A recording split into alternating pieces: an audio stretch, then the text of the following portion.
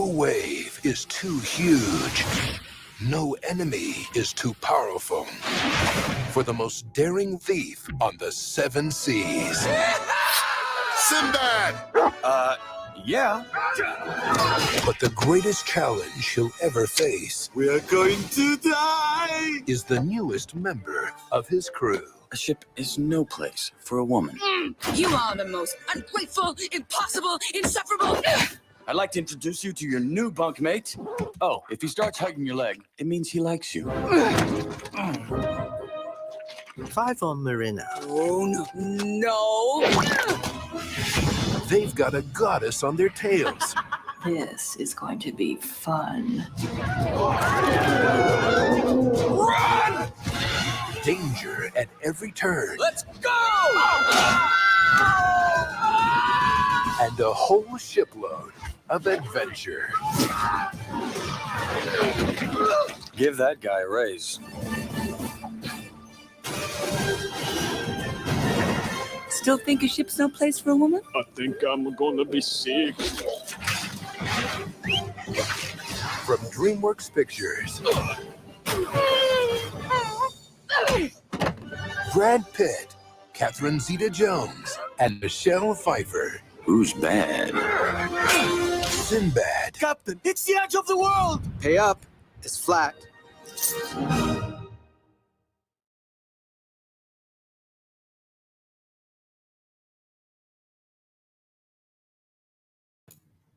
Hey everyone. So today we're talking about the fantastic, wonderful, underrated animated film from DreamWorks Entertainment. Yet again, DreamWorks Pictures delivers. And this time it is The Legend of Sinbad. It's so much fun. I enjoy watching this over and over again with my kiddos. It's just such a great time. I don't know. I don't know. There's just something about the story. It's colorful, it's bright, it's hopeful, it's funny, it's adventurous, it's all of the things, and we're going to get into all of that and more. But first, I have a couple of donations. You guys are just too sweet. Too sweet. I genuinely appreciate it. So, Bastard for $5. Thank you, Bastard. Says, I'm beginning to question your mental capacity after you were unable to say the 1956 Ten Commandments wasn't better than DreamWorks' version. Blasphemy! Okay, Bastard, I get what you're saying, but that wasn't my point. My point was to find a modern film that could compete with the Prince of Egypt. So that was my... That was kind of my main point there. But yeah, I get what you're saying. The 10 Commandments from 1956 are, they're a whole other level of existence. Absolutely. But Prince of Egypt definitely holds its own, as does Sinbad. So thank you for the $5, Bastard. Raj Williams for 5 Canadian. Thank you so much, Raj. Says, great movie, Lady G. Animation and soundtrack are on point. That white bird owl thing, though, scary AF. Yes, I think that's the whole point of that creature's existence, is to be scary AF. It's terrifying and quick, and it definitely gives them a run for their money. You guys saw it briefly in the trailer. It's basically a giant owl, and it's trying to eat Marina. So yes, I agree with you, Raj. The animation, it was beautifully animated, though. It was a gorgeous, terrifying bird.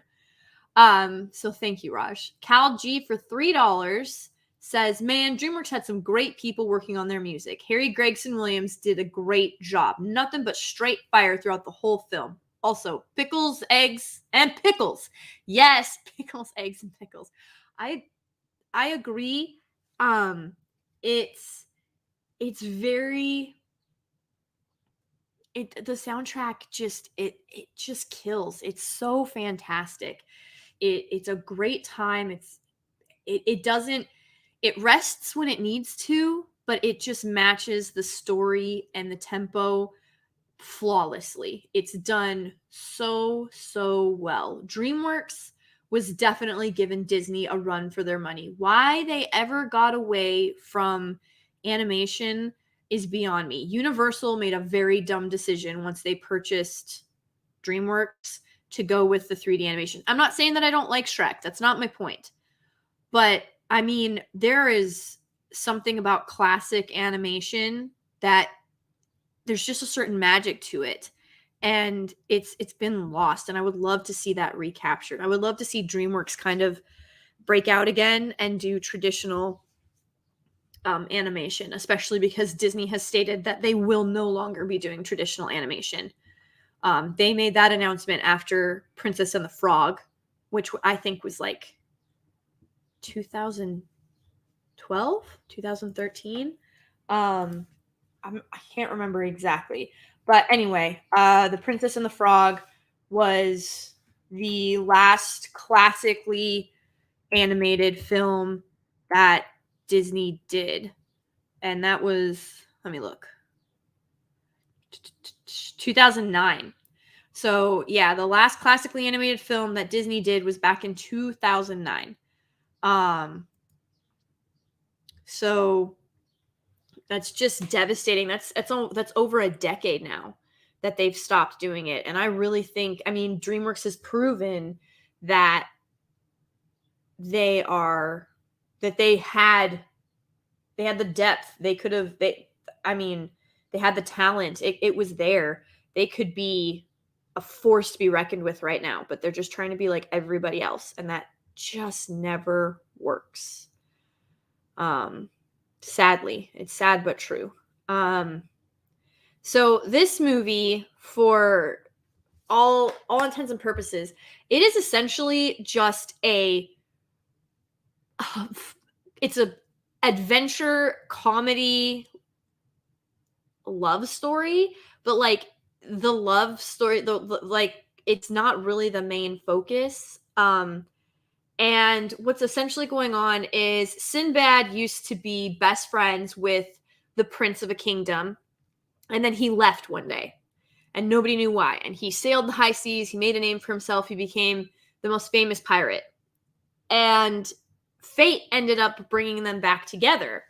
And the way that happened is because of Eris, this chick right here, who is voiced by the oh-so-talented Michelle Pfeiffer. Eris wants something called the Book of Peace. And so she sends her sea creature to go and retrieve it, and it fails because Sinbad and his childhood best friend, Proteus, work together and they help defeat the sea monster. Well, then Eris basically kidnaps Sinbad for a minute and is like, get the Book of Peace and I'll make you rich beyond your wildest dreams. And so he's like, okay, we'll do it. So Sinbad goes to get it, but when he gets there, he decides against it. He shows up, he shows his face at the party, and then he sees Proteus's betrothed Marina. And Sinbad leaves. And he takes his men with him. But Eris, who is the goddess of discord and chaos, decides, like, she's like, oh my gosh, this is just too easy.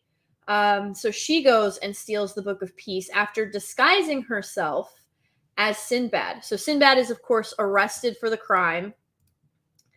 And okay, I have no idea why this picture took me to that, but whatever. So let's see. But yeah, so Eris steals the Book of Peace, disguised as Sinbad. He gets arrested for the crime, and he's saying, no, I'm innocent. He's been sentenced to death, and Proteus steps up, and he's like, I believe him. I'll go to prison in his stead, and once he returns the Book of Peace, we can both go free. Well, unfortunately, You know, like Sinbad is a thief and he's a scoundrel and he is very much his own self-interests first. And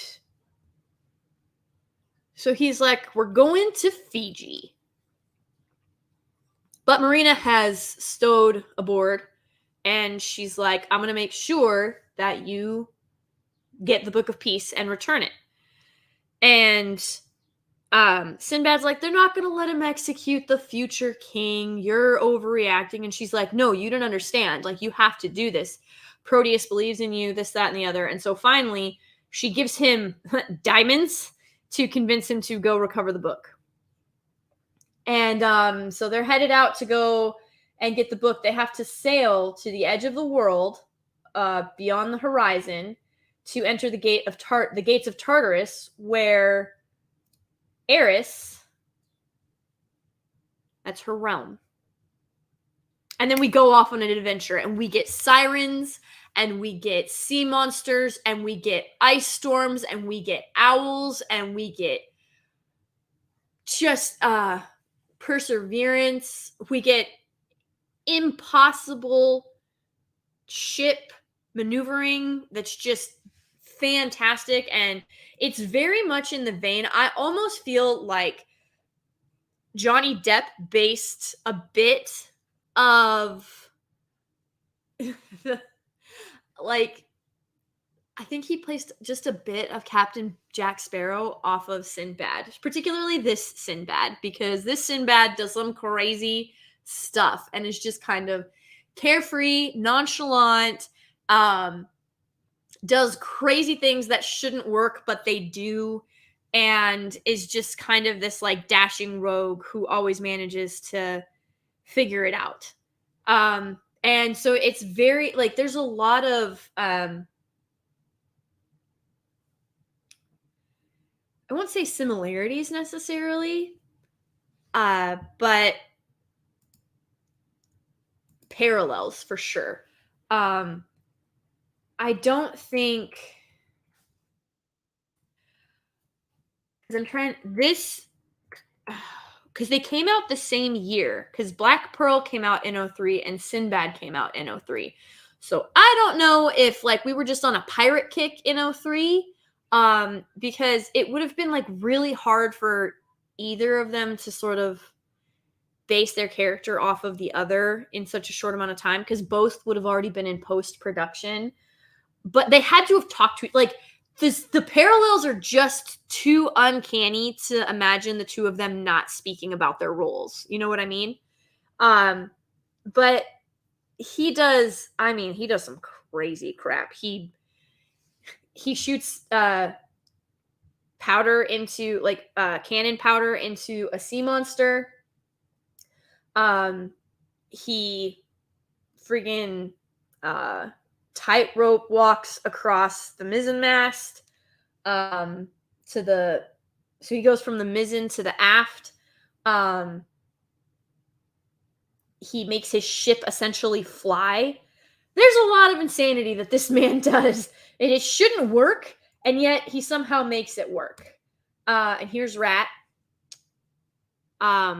He's hilarious, and he's also in love with Marina, but like kind of from a distance, but not really. He's just like enamored with her. He thinks that she's so beautiful and so kind and just gorgeous. And it was, oh man, this movie just, I feel, is one of the most underrated animated films ever. It truly just hits all the points. The animation is beautiful. Like we talked about last week with DreamWorks animation with The Prince of Egypt, this particular movie, it also has these beautiful, what would be considered cinematography scenes. I mean, like, look at this. This is tradition. This is hand-drawn traditional animation. It's breathtaking. I don't understand how you can't find this just awe-inspiring. It was, I mean, it's just beautiful. I'd sail on it. My goodness. Also, people like to point out, so it has like the sun and whatnot, and then in Rapunzel there's a sun, so it's like they were trying to be like tongue in cheek towards Sinbad. But this movie I feel is just so grossly underrated. It's damn near a crime. I mean, like if you look at the coloring, it's so vibrant, it's so fun, it's so colorful. And it's just a good time all around. The music, oh my god, the music, guys. It's not, I mean, nothing is Prince of Egypt, but this soundtrack is another banger. It is so good. It's upbeat, it's hopeful when it needs to be. It's sort of like withdrawn and reclusive and is full of trepidation when Sinbad doesn't know if he's got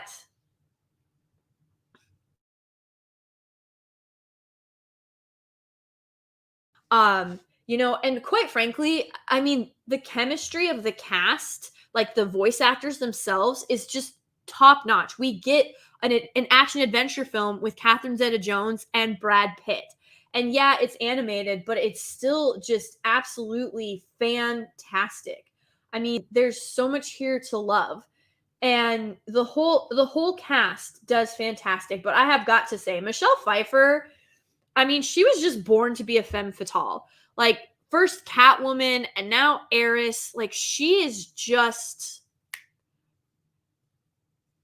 That is definitely. She owns being the femme fatale, the bad girl. She just absolutely crushes it. And it fits so well. It's so perfect. Okay, so here is Proteus, or here's the guard looking over the Book of Peace, and right here is the shadow that Eris is hiding in, and then it like gets larger because Eris is coming out of his shadow, and then she douses all the lights, and then basically makes a puppet of Sinbad, hides herself in it, knocks the guard out, leaves Sinbad's knife behind to frame him, and then steals the Book of Peace. So yeah, it's pretty. The setup is pretty freaking phenomenal. The animation is incredible. The level of detail here is just otherworldly. It's so fantastic.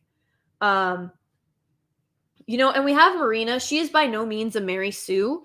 But she also can't do everything on her own. Now, there is a scene with Sirens that doesn't really affect her because she's a woman. And of course, the Sirens were trying to attract sailors to their death. And the sailors were, of course, usually men. Like, it was like the joke gets cracked quite frequently.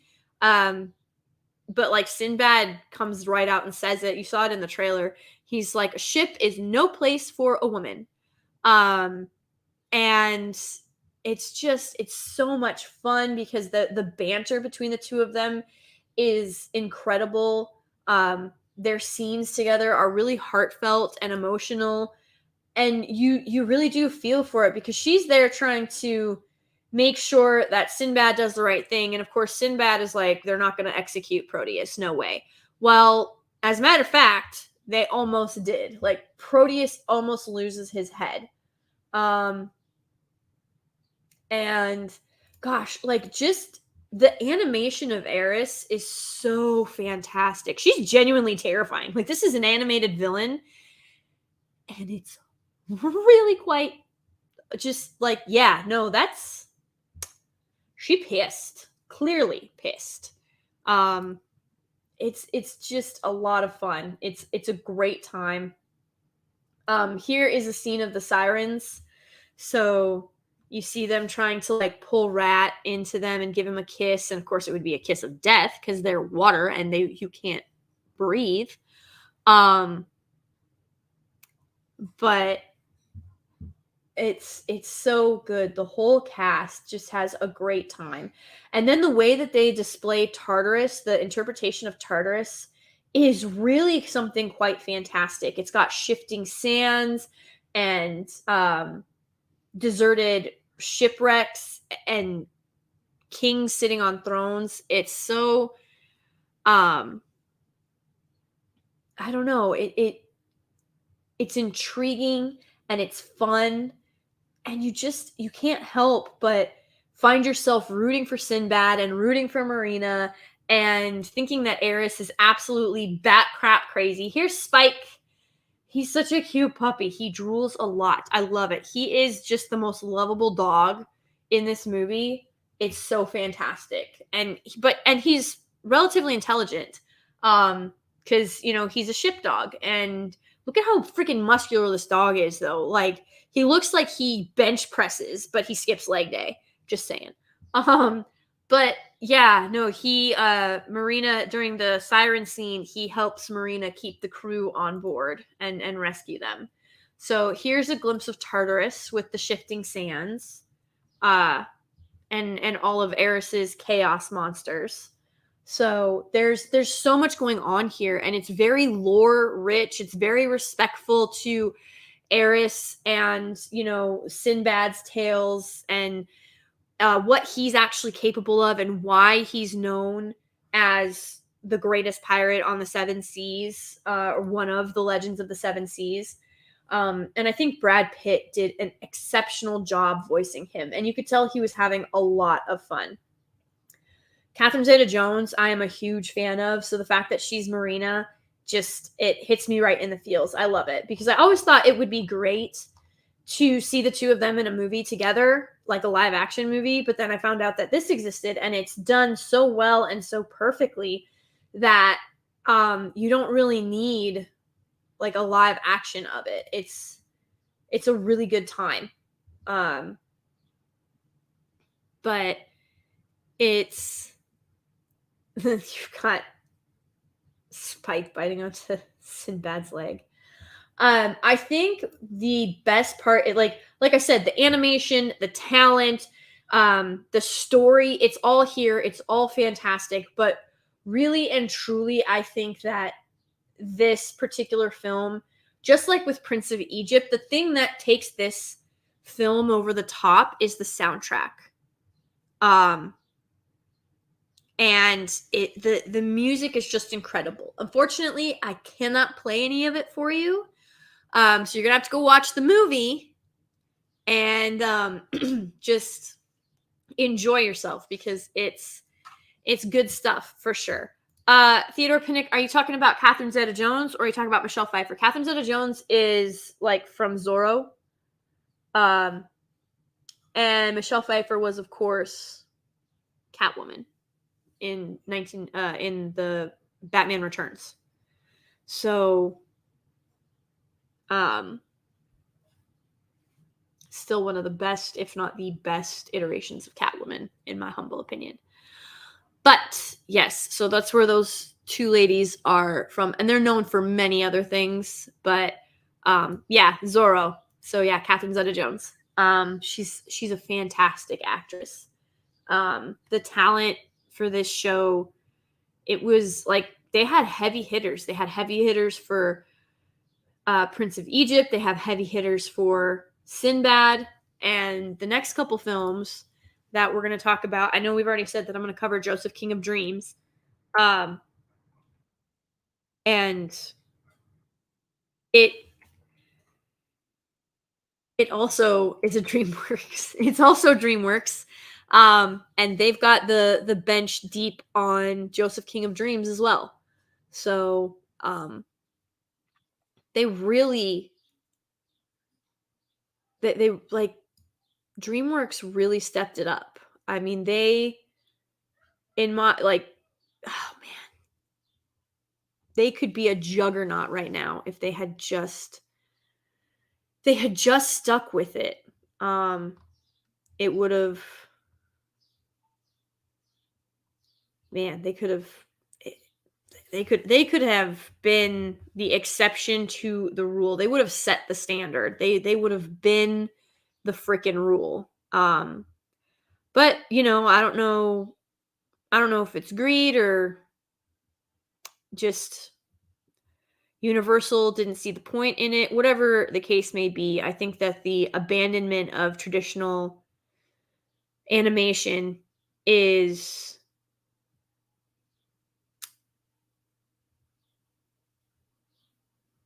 a terrible, terrible idea. Like, I don't know how else to put that. It robbed us of some true greatness. Like some absolute just fantastic storytelling. So it's I don't know. I wish that DreamWorks had stuck with traditional animation. It would have made a significant difference, I think, in pretty much everything. And they would definitely be a whole other just powerhouse. Because remember, DreamWorks did Shrek. And I think because that was such a runaway hit, they thought it had to do with the 3D animation. And I don't think that that was the case. But if DreamWorks ever went back to traditional animation, oh my God, I am here for it. Especially if they produce the same quality that they were back in the 90s and early 2000s. I am 1000% here for it. I think the budget of this film is like, I think it was like 51 million or 52 million. And I think it operated at a lot. I think it was technically a box office flop. I think it only grossed like 45 million. So it was technically a flop, but that's such a crime. I don't think it was advertised well enough, and I think because it was going up against Curse of the Black Pearl, it was probably, I mean, it was definitely mismatched because you had Disney you had Disney marketing versus DreamWorks marketing. And even though DreamWorks had done Prince of Egypt, I don't think that they truly marketed this as well as they should have or could have. Because it is a fantastic show. It really just nails every single point. Especially just the story itself is really intriguing, and who Sinbad is as a person, because he doesn't start out as the good guy. And these trials are placed before him, and he figures out who he really is. And he makes some incredibly tough decisions.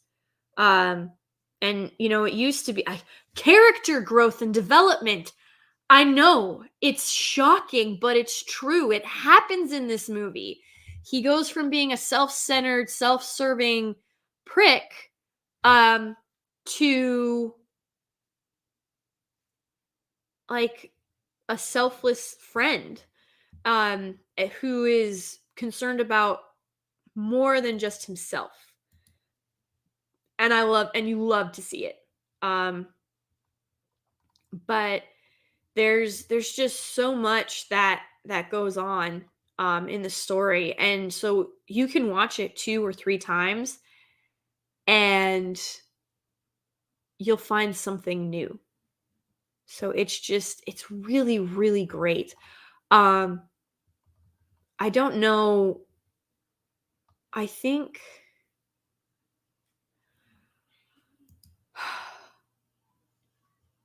yes, he's a scoundrel, Raj. Yes, absolutely. Yep, he's very Han Solo. He's a rogue, he's a scoundrel, and I love it. Iron Fist, DreamWorks did not do Treasure Planet. Disney did Treasure Planet. And no, it didn't do commercially well. But that is again because Disney didn't really market Treasure Planet that well. They kind of marketed it as like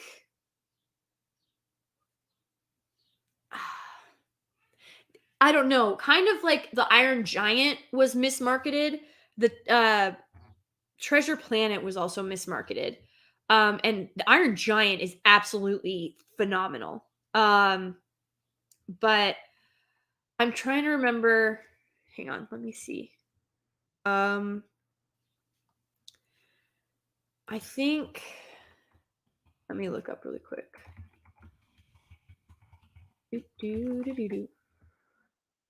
Okay, so this has a 6.7 out of 10 on IMDb, which is rather low, honestly. And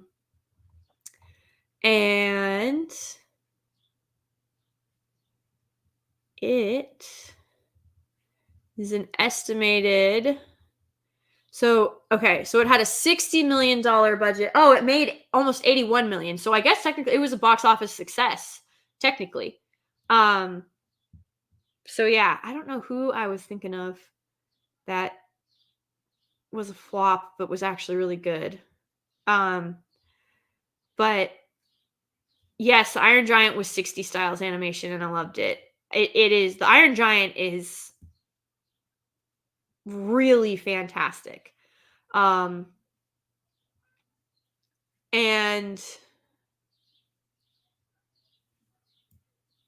I think, yeah, I really feel like Treasure Planet, because what Treasure Planet is a sci-fi adaptation of Treasure Island, essentially. And it's such a good film, but it was marketed as something that it wasn't. And like people were like, "Oh, we thought this was going to be Treasure Island. You lied to us. You know, we don't like this." They were saying it back then. I think Treasure Planet came out in like 2005. Like this is, people do not like when you freaking, what is the word I'm looking for? What is the word? Detour. There's the word. When you detour off of the source material, they don't like it. They really don't. But yeah, so this one was a hit. This one made almost 81 million, and it cost them about 70. So it was a hit. Or a success, a box office success, I should say. It wasn't a blockbuster by any means, but Christ almighty in heaven deliver us. Like 80 million for an animated film. How much did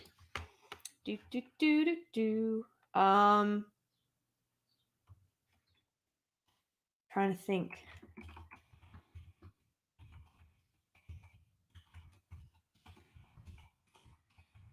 Go look up Odin stuff. So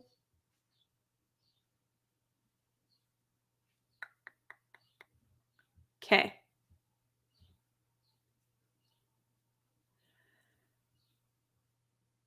Yeah, so like Black Widow worldwide only earned like 370 million.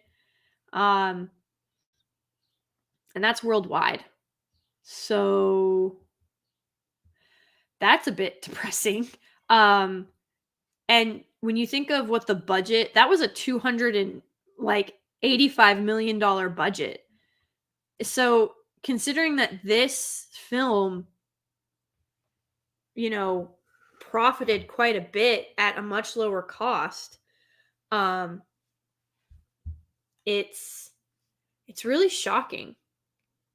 So it also sucks though. Yeah, Black Widow did suck. But I was just like trying to think of something that was considered it was considered like an audience flop, but was still technically successful at the box office per the numbers that we've been given. But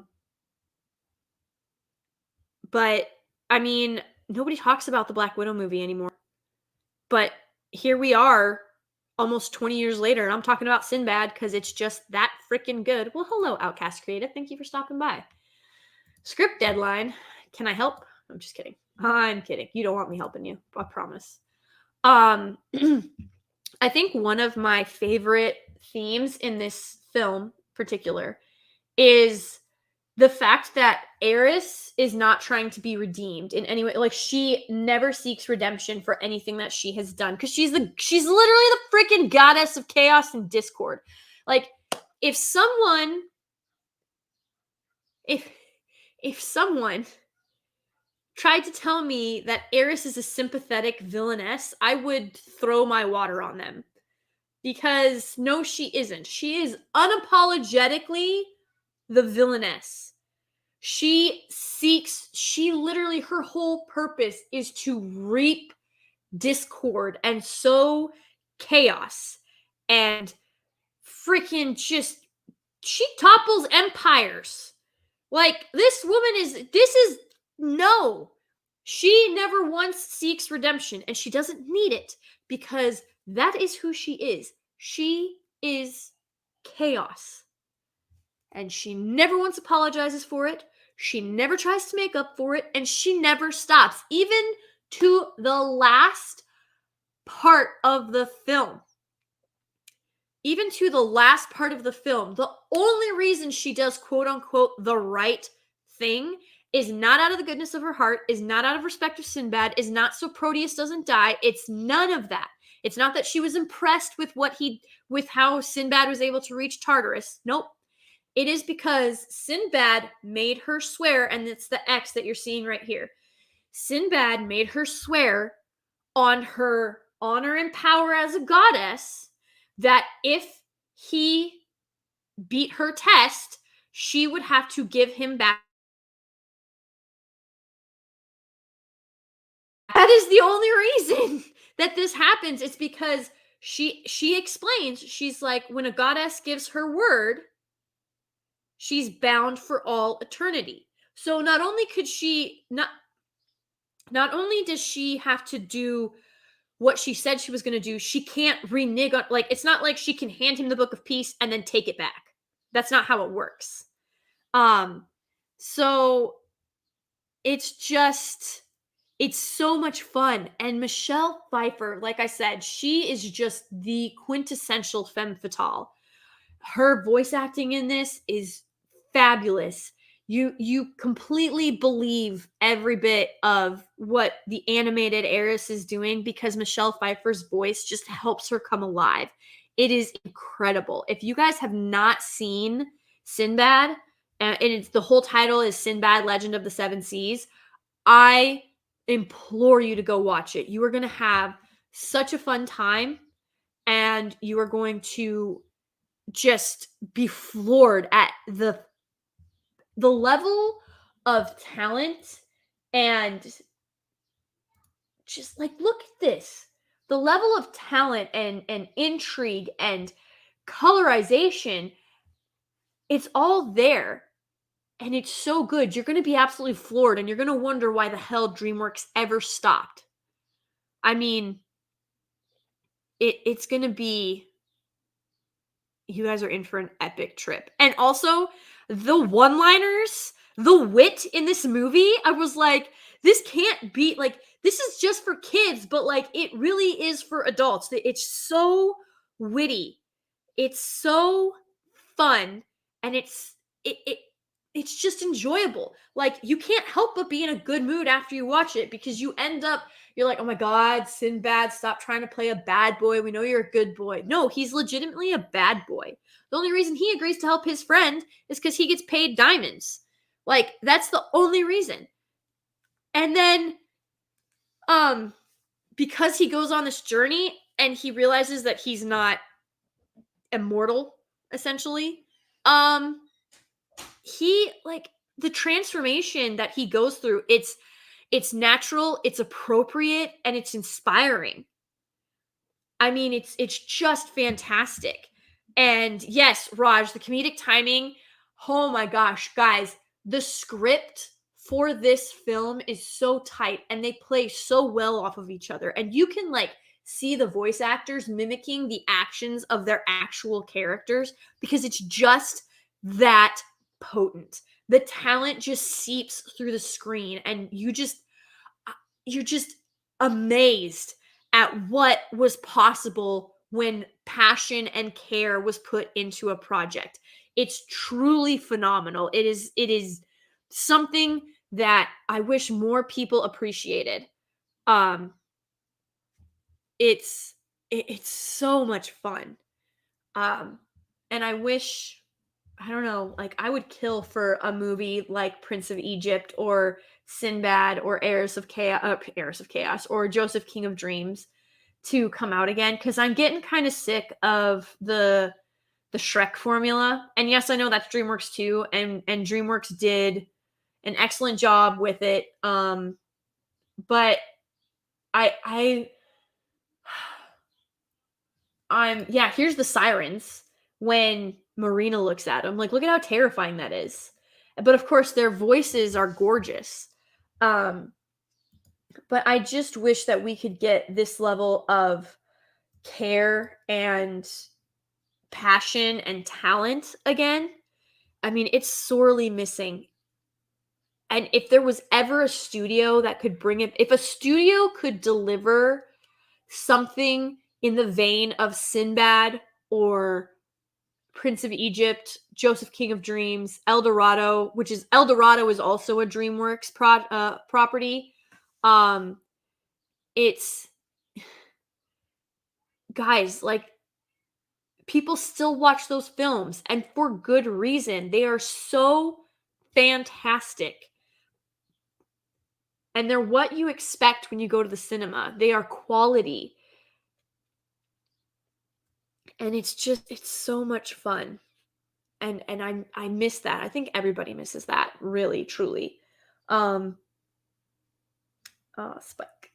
But yeah, there's so much, like, there's actual moments of awe and wonder in this movie. Like when Eris splits the sky to show him the way to Tartarus, you're like, holy bejesus, that's so freaking fantastic. Like, it's such a simple, like, the way she does it, she makes it look so effortless, but then you realize she's literally ripped open the ocean to reveal the sky. So it's just these little, like, nuanced things that you don't necessarily catch at first, but then when you go back for the rewatch, you notice these little details, you notice these things, like, they cared enough to put these things in the movie. Like, when Marina's inside of Sinbad's cabin, because that's where she had stowed away in. I wonder if I can find a picture of it. I don't think I can. But it was in the trailer, and it's when she's like walking around and she picks up the top, and she's looking at the skeletal thing. Like, she's actually saying what all of those things are, and if you go look them up, that is exactly what they are. Like, those are actual historical, genuine things. Like, outside of I think one of the items comes from their hometown. So, and of course, because their hometown is not real, it's not technically like it is from that, but you would see a top like that from different areas, from different regions. And it's just so good. And like Proteus, the other thing I love about this, Proteus is such a genuinely good man. Proteus is a golden boy. He really truly is. He fights for justice and truth and his people, and he will sacrifice everything for his kingdom, but also he literally sacrificed everything for his best friend. He gave up his life to free Sinbad. He is a golden boy through and through.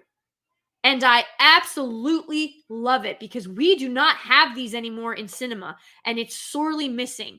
And Proteus is he's capable, he's an excellent sword fighter, he's genuine, he's caring, he's loving, and he's a decent man, and he listens to Marina, and Marina's like, I really want to go on the ocean. And Proteus is like, our duty is here. Like, our marriage was arranged years ago, like 15 years ago. And I don't want you to marry me out of duty. I want us to marry because you want to marry me. And, he's like, so I'm asking you for myself, will you marry me? And then of course, that's when Eris steals the book. So everything gets chaotic, and she doesn't get a chance to answer him. And then she goes on the seas with Sinbad, and she realizes that she fell in love with the ocean. And any sailor will tell you, like, especially back in this day, a sailor's first love is the sea. So she fell in love with the sea, but also Sinbad because he's like the heart of the sea. He's playful like the sea, but he's also dark and mysterious like the sea, and he has the ability to be this terrible force that can wipe you off the map, but is also capable of taking you to safe harbor and providing you with the things you need. And so she was sort of fascinated. She's more fascinated with Sinbad than she is in love with him to start, because her love is for the ocean and Sinbad reflects the ocean. Proteus is very much, he's a land person. His kingdom, his people, that's what matters to him. That's where his heart is. And Marinas wasn't, but she was willing to sacrifice that because this is what the council and the kingdoms and the alliance had arranged for her. And we get to this point in the movie. I'll try not to spoil too much of it because I think quite a few of you haven't really seen this. But it comes to a point where he looks at Marina and he's like, you've fallen in love and it's not with me. He's like, we'll always be friends and we'll always respect each other, but you and I both want and deserve more than that. He is such a good, well-written, strong, masculine character. I want more Proteus. Oh my God. Please, for the love of all that is holy, give us more Golden Boys. I need it. I crave it. I don't understand why we don't have this more in cinema. Anywhere in cinema. It doesn't even have to be an animated film. Like, nowhere will you find Golden Boys anymore. And Proteus is far from boring. He's far from boring. But his heart just doesn't belong to the sea like Sinbad's does and like Marina's does. It's with his people. It's with his kingdom. I don't know how else to put it. And, that doesn't necessarily make him less adventurous because he fought the freaking sea monster. He sailed to go get the Book of Peace. He gave up his life to free his friend who he genuinely believed when everybody's looking at Sinbad like Sinbad's crazy because he's like, Eris set me up. I didn't steal the book. Eris did it. And Proteus is like, that's insane. I believe you. I'm going to give up my life for your freedom. Please don't screw me over. But like, he was willing to die. He gave up his life for Sinbad. It's so freaking good. It's friendship, it's heroicism, it's love, it's understanding, it's friendship. I don't understand why we don't get this more. Like, seriously, what is going on here? I hate it. We have landed in the dark ages of entertainment and ain't nobody gonna convince me otherwise. It's absolutely freaking ridiculous. I just want a good story with good people who have character development, and throw a Golden Boy in there so that we have a measure and a metric of good. And what's so great is that Eris and Proteus, because Sinbad is obviously, he's the title character and he's the main character, right? But Marina is his companion along with the crew. They're like the crew is the ensemble cast, right? Oh, by the way, so much natural diversity in this film. It's not even funny because they're pirates. They sail the high sea. They're pirates from all over. So when you like look at the crew, look at this crew. No, can't look at the crew. That's an Air 1011. Do do do do do do do. I'm singing a song, not really. Oh, what's that song? Why'd that pop in my head? Yeah, I see that one, but I want the one where they're standing on the ship because it's a better shot of the crew, of the whole crew. Oh my God, the banter between these two, by the way, freaking outstanding. Like, I cannot. Their chemistry is like it helped make the film, and it should shock no one. Remember when I said that the talent on this bench was really deep? So Joseph Fiennes is the voice of Proteus, but Dennis Haysbert voices Kale. That's Kale right there. That's Kale. And if any of you tell me you don't know who Dennis Haysbert is, I'm gonna like throw a rock at you or something. Hang on, I'll bring him over onto the screen. You're gonna Allstate, like he's the Allstate spokes voice. This is here we go. Do. He voices Kale. That's him. The talent on this bench is hella deep, guys. Hella deep. It's so good. It's freaking phenomenal. I love it. His voice, oh my God. Oh my God. I would marry his voice. It's that good. Just like, wow. Wow. I love it. I really want to hear him sing because it's so good. Was this the 10-11 air? Yeah, that was the one. Trying to make a fool out of me. But yeah, Kale is a fantastic character. He's sort of like a little bit more steady. There it is. I knew we had seen it earlier. But like, look at this crew. Naturally diverse from all over the world. We got all kinds of diversity going on here. And we have a woman on board. It was natural. It made sense with the story. They're freaking pirates. Like, of course they're going to be from everywhere. They sail everywhere. He's Sinbad, Legend of the Seven Seas, not Sinbad, Legend of the One Sea. It was natural. It wasn't forced. Nobody was jumping up and down screaming how the cast wasn't diverse enough. I mean, it's just, it was so fantastic. There wasn't any pandering. There wasn't any worry about what was going to happen or if there was enough representation. It was just fun and it was wholesome and the story was amazing. The themes that were threaded through it were incredible. The animation was on point. Everything was here. Everything was here. DreamWorks, what are you doing? Go back to this. Please, for the love of God, go back to this. Because holy bejesus, you would make a crap ton of money if you did. Absolutely 1,000,000% would make a fudge ton of money. Love it. Love it, love it, love it. But let me see. Do I have... Okay, no supers and no other donations. I just want to double check. So, I don't know. For any of you that have seen the movie, I guess you know how good this film is. You know how good the animation is. You know how good the talent is, everything like that. But just if you want to drop in the chat really quick, I don't do this a whole lot.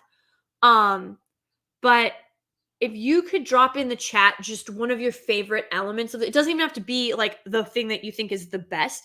Just one element of this film outside of the soundtrack, since I've already kind of hit on that. What's one thing that elevated this film for you? Was it the blending of 2D and 3D animation? Was it the 2D animation? Was it the themes of friendship, of honor, of loyalty, of justice, of keeping your word? Was it true love? Was it freedom? I mean, what really, the dog, hey, you know what? I'm there with you. Like, what was that one element outside the soundtrack that just sort of raised the bar for you when it came to this film? Corey, I agree. I love Spike. He's good people. I know he's a dog, but he's good people. Freaking Eris. Dude, I gotta say, I don't know. Michelle Pfeiffer as Eris is pretty... like, that's pretty freaking phenomenal, guys. I'm not gonna lie. Yes, no, Sinbad is not a simp. Even though he's crushing on Marina and you find out that he fell in love with her the minute he saw her, and that's why he left. Spoilers. But yeah, no, he doesn't simp after her because, and the thing is, you realize that it's a defense mechanism because he is actually a dude with honor because that's his best friend's girl, right? So it's good stuff. Yes, he has no fear and he's happy as sin the whole time. Absolutely. except for the one time that he's being disapproving of Sinbad for yelling at Marina. The writing was excellent, combining romance, humor, action. Yes, I agree. And Eris was hot. I mean, that's allowed. Sword fights and voice acting. Yes, all excellent elements. Guys, there's so much going on here. You definitely get your fair share of action. You get, and honestly, the romance wasn't very heavy-handed. But it was, that element was still there because it was also kind of it was like this internal conflict that you saw going on with Sinbad because it's his best friend, but and so like the whole reason he left is so he wouldn't be tempted to try and steal her away and possibly ruin their friendship because he cared that much about Proteus and their friendship. So he was like, no. And now they've been shoved together and he's realizing that yeah, that whole love at first sight thing is definitely real. See, so like here he's being cheeky because he's like trying to put up defense barriers because he doesn't simp for anyone. But also he doesn't want to start falling for her because that's his best friend's girl. So Chris Persia, so for me, it's the overarching theme. And hey, who doesn't like a rogue who turns around and walks the straight and narrow? I agree. I definitely agree that the overarching theme of growing from being a selfish, self-centered, egotistically driven individual to finding something that matters more to you than your own selfish interests. Huh. Give me that story again. It's so good. It's so good. You're absolutely right, Corey. You cannot have a great hero without a great bad guy or woman. 1,000%. A million, billion, gajillion percent. Let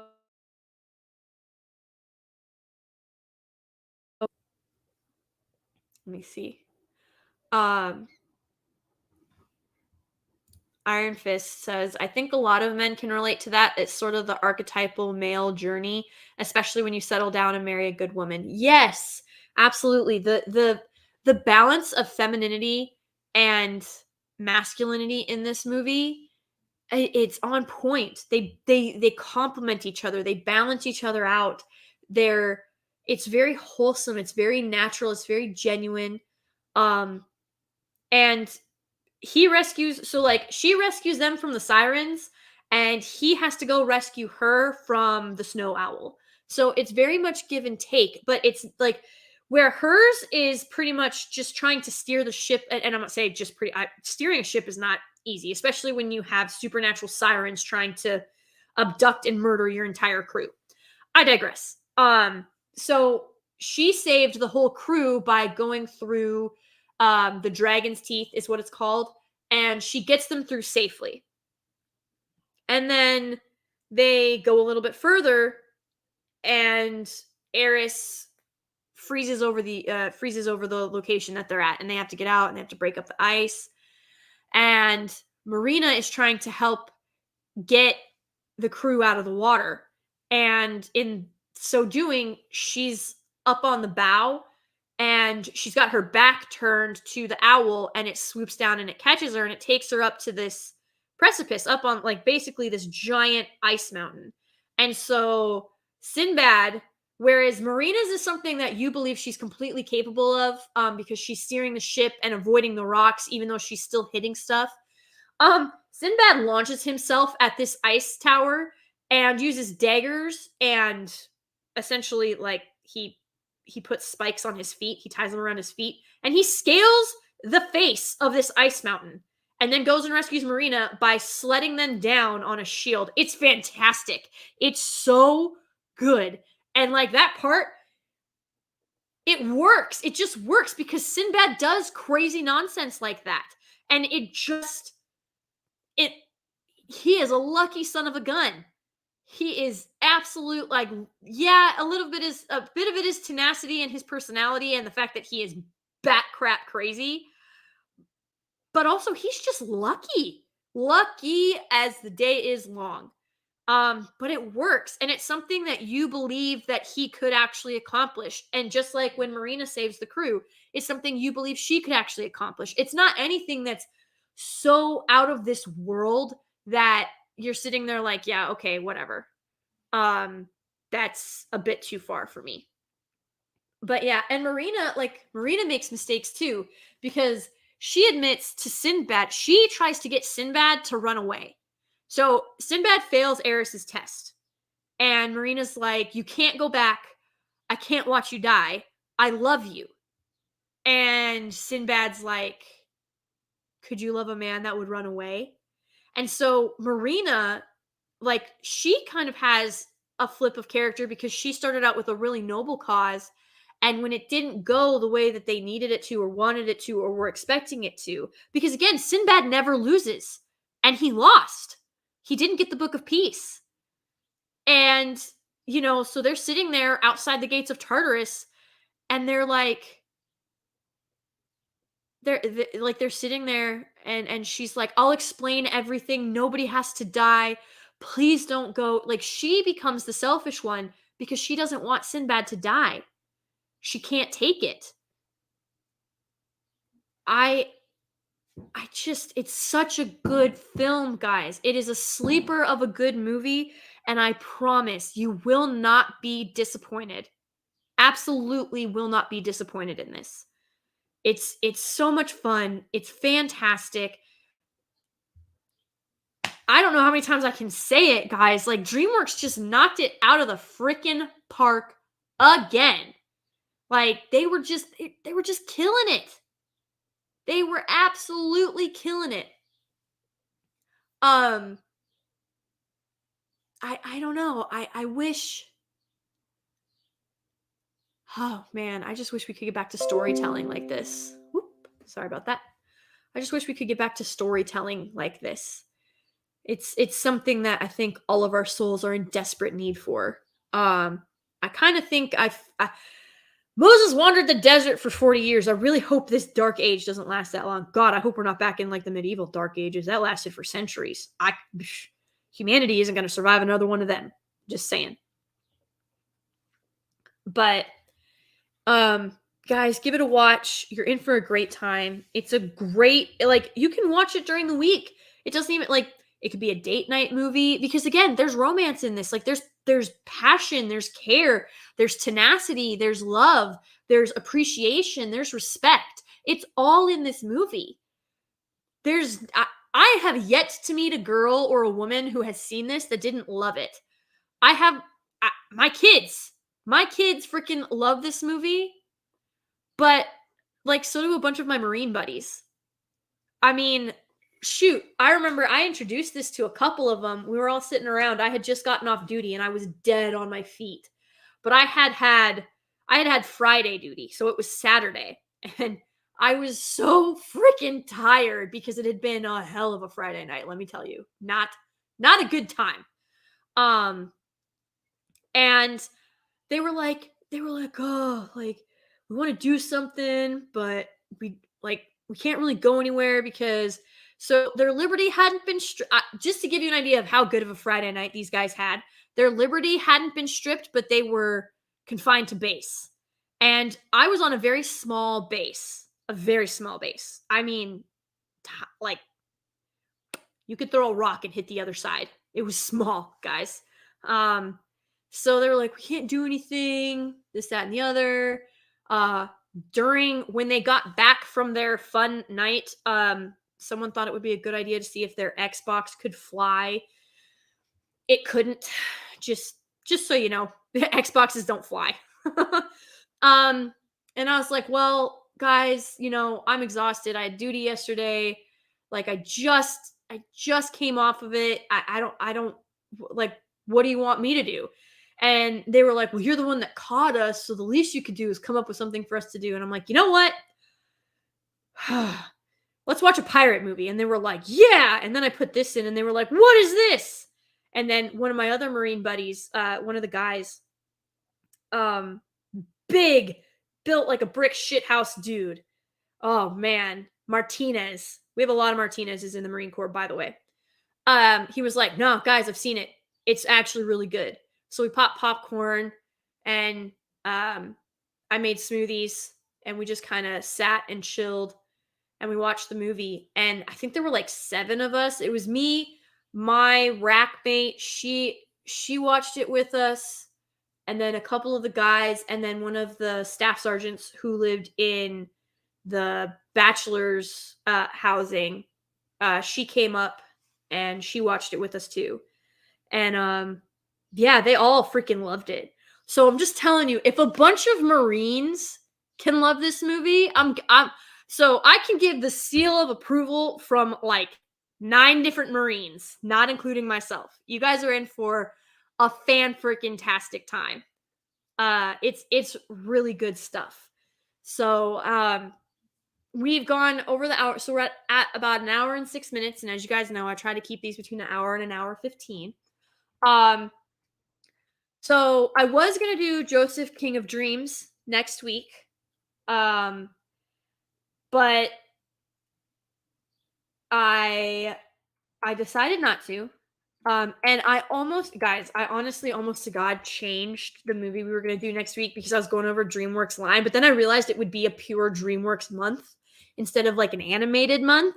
And I was like, I mean, but DreamWorks had some bangers. We're gonna have to do like honorable mentions.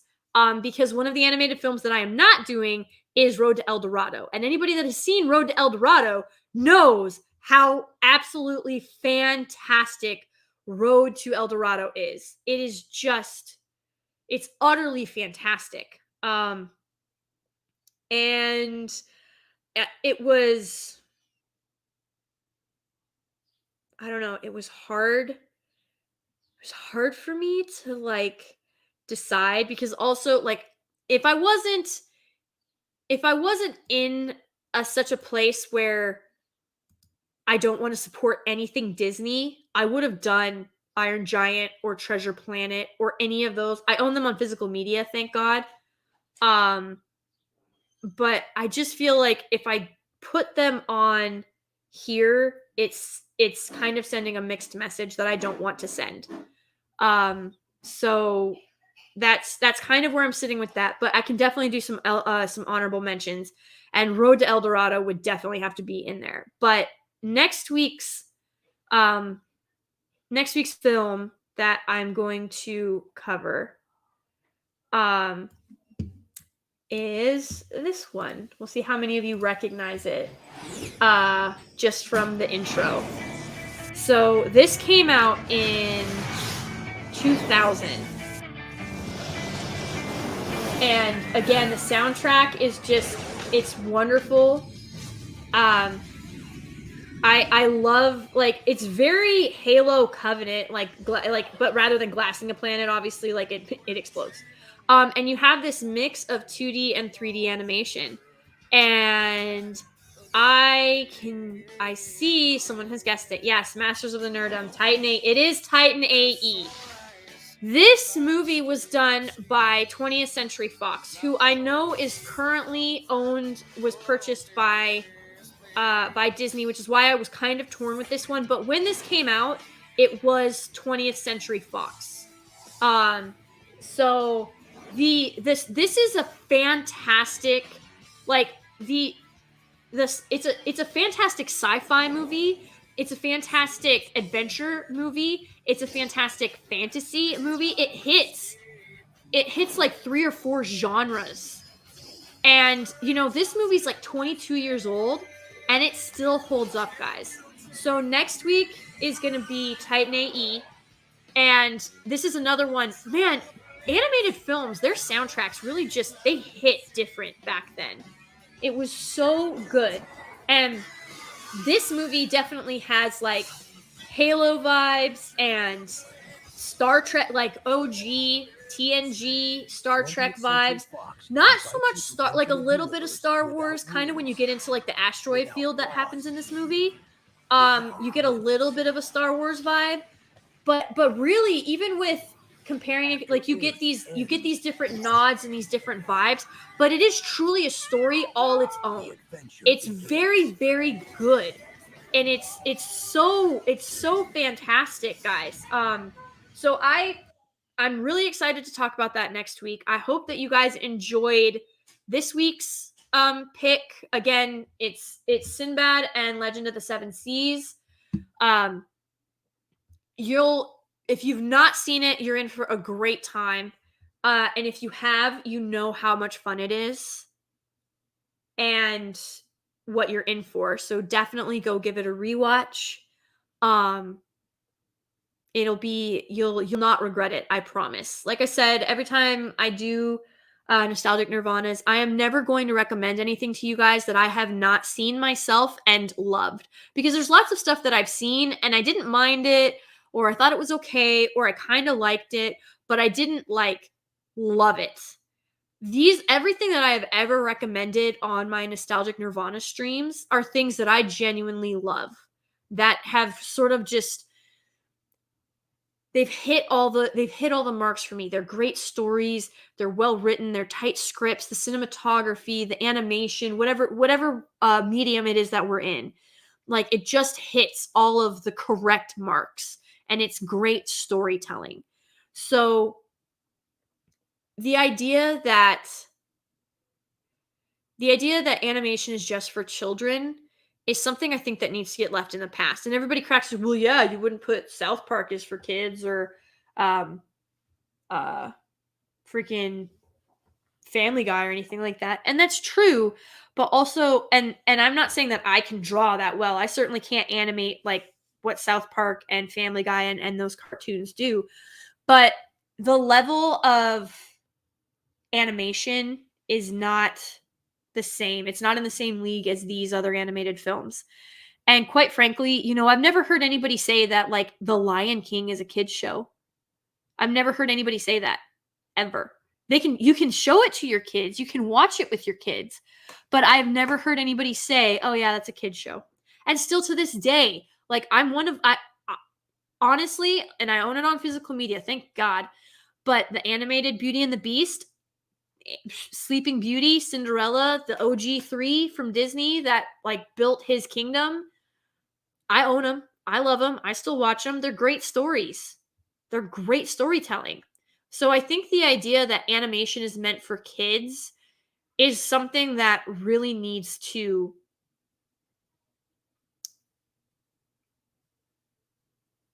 be discouraged. Like, that mentality needs to be turned off at, because I think that was a contributing factor to why we went away from traditional animation, 2D animation, and we get stuff like Shrek. Because again, you wouldn't say that Shrek is a kids movie, even though you can watch it with your kids. There's humor in there that your kids aren't going to get. There's humor in Sinbad that your kids aren't going to get. And, the fact that these films are actually timeless and anybody can watch them means that they're actually really good. So, guys, just because, like, don't be like, oh, it's a cartoon and cartoons are for kids. Like, nah, you sound silly. The animated Lord of the Rings from, back in the 70s, 80s, whatever it was, that's not a kid's movie. That's an everybody movie. Yes, Corey, exactly. Odor stuff was for all ages, not just kids, and that's why it got so big and lasted so long. Exactly. Hercules, yes. I love Hercules. Hercules. Bless my soul. Herc was on a roll. Oh, freaking love it. But it's guys, you're in for a heck of a treat with Sinbad, and I'm really looking forward to talking Titan AE next week. It's gonna be good. It's gonna be really great. Yeah, the 90s Renaissance. Oh yeah, Hercules was my movie. Yeah. So the 90s Disney films were known as like the Renaissance period. We got Tarzan, we got Hercules, we got Little Mermaid, we got Beauty and the Beast, we got Lion King. We got so many of the greats that are the standard and the staple at Disneyland, at Disney World for their merchandising, like all of that stuff. They remastered Sleeping Beauty and Cinderella and Snow White. So there was so much good, and they pissed on it. But it is what it is. Yes, the 90s was a fantastic decade for animated cinema. 90s into the early 2000s. And then, honestly, I really do think Shrek had a lot to do with it, because it was just such a worldwide hit that it was too hard to ignore, and everybody kind of just jumped on the 3D animation. Even Batman the Animated Series is more adult. Yes, it was. I own the animated series. It's freaking phenomenal. But we have hit our hour 15 mark. This has been an absolute joy and a privilege. Guys, I thank you so much. And again, like I say with all of this, what I am attempting to do with these nostalgia streams is show you that you don't have to be stuck with the stuff that's coming out now. There's so much out there to love. There's so much out there to find and explore and enjoy. You don't have to you do not have to put up with what they are trying to force feed you in current day. And yes, closing your wallet says something, but opening your wallet elsewhere with something that you love and something that respects you and as a person and as a fan, that speaks even louder. So it's not just withdrawing support from the places that are harmful to us as fans and as customers and investors. Like, we invest our time and our money into these projects, into these IPs. So it's up to you to make sure that every dollar you don't spend on them is being invested somewhere else, so that message is twice as loud and twice as powerful. Other than that, I don't think, let me check. Ding Dong Dan for $2. You're back, Dan. Where'd you go? For $2 says, sorry, I've been AWOL for a bit. Yeah, you have. Had some family stuff. No worries, man. You never have to you don't have to apologize. You don't have to explain it. These are not required viewing. I'm just grateful and thankful that y'all are here. Can you sing us a song, love? Are you not going to give me one? You usually have a request, Dan. You want me to sing? I mean, it's the end of the stream, so I can kind of get away with a lot. Time where I'm at, I don't know about y'all. I don't know what time it is for you guys. I don't know what time zones you're in. You want me to sing you a lullaby? Have I ever sang Hushabye Mountain for you guys? I don't know if I have or not. Gosh, have I ever done Hushabye Mountain? Somebody help me. I don't remember.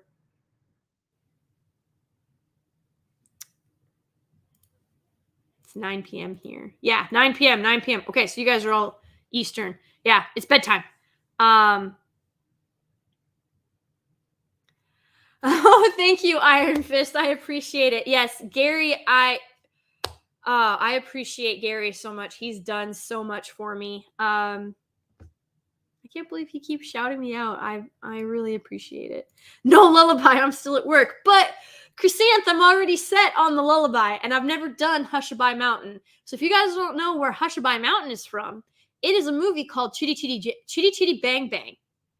And it's so good. Dick Van Dyke sings it, and I love Dick Van Dyke.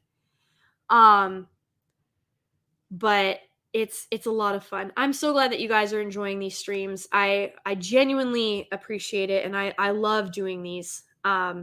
It's good stuff. But Chitty Chitty Bang Bang has a song in it, and it's called Hushabye Mountain. And because it's bedtime for most of us, I'm sorry, Chrysanth. I'm sorry. We're gonna sing a lullaby, and y'all can tell me if it's terrible or not, because I sing it to my kids, and they tell me that it's pretty good. But I mean, they're also my kids, so they might just be telling me that because I'm their mom. Yes, the flying car movie. Okay, so hang on.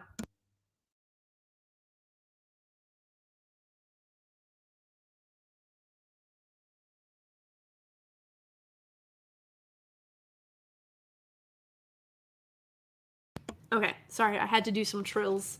I apologize. I didn't want you guys to have to listen to that.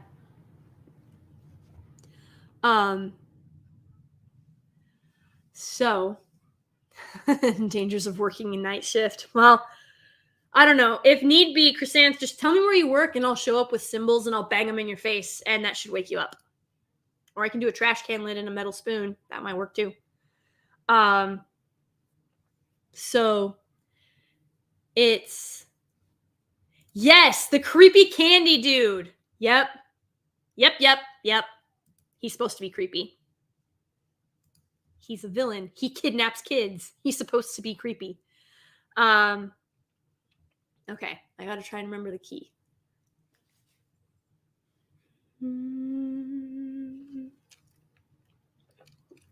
I'll probably only do one verse because my voice is shot. I've live streamed 4 days in a row, and yeah. So if this is terrible, I apologize. Ding dong Dan, I hope this works for you. Okay.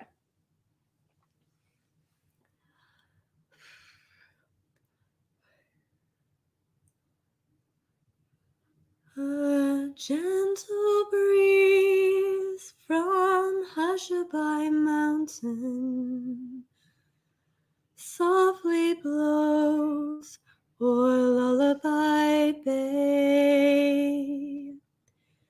It fills the sails of boats that are waiting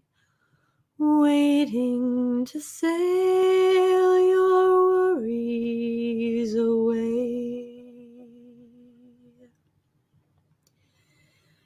It isn't far to Hushabye Mountain, and your boat waits down by the quay. The winds of night so softly are sighing, soon they will fly your troubles to sea. So close your eyes on Hushabye Mountain. Wave goodbye to cares of the day. Watch your boat from Hushabye Mountain sail far away for Lullaby Bay. I made it through the whole song. There you go. Hopefully that made you guys snoozy doozy. Ding dong Dan, I hope that was worth your $2. Thank you for the donations, everybody. Thank you for your time. You're all amazing. You guys are just incredible. I truly, truly appreciate every single one of you just being here. Your time, I know it's precious. The fact that you're willing to donate, because I know, especially with the way things are nowadays, just how tight budgets are, it means the world to me. You guys are absolutely fantastic. You make these streams so much fun and you make them worth doing. So thank you. I hope you all liked it. Great job singing. Well, thank you, Corey. No chocolate milk. No chocolate milk. For any of you that don't understand that, essentially one of my kiddos came out, my youngest, and was basically begging for chocolate milk or else they would die. That's essentially what happened. Thank you, Chrysanth. Good singing. Don't fall asleep, Chrysanth. You're the only one that can't fall asleep. Oy vey, 419. Yikaroonies. Iron Fist. Your kids aren't talking crap. It's actually extremely regal voice. Well, thank you. You sing like something from Lord of the Rings, truly. Wow. Enya, I appreciate that. Thank you so much. Yeah, no, that's one of my kids' favorite lullabies. So there you go. You get a little sneak peek into what they listen to. It's just, I don't know.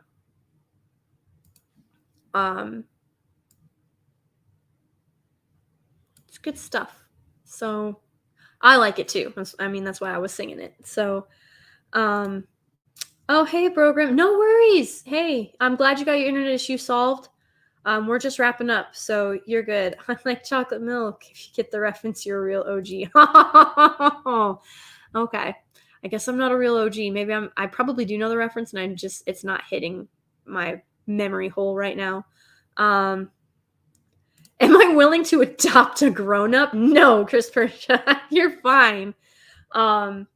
So thank you, everybody. I hope you have a great night. This one went a little bit long. I didn't see any more donations come in, so I appreciate every single one of you.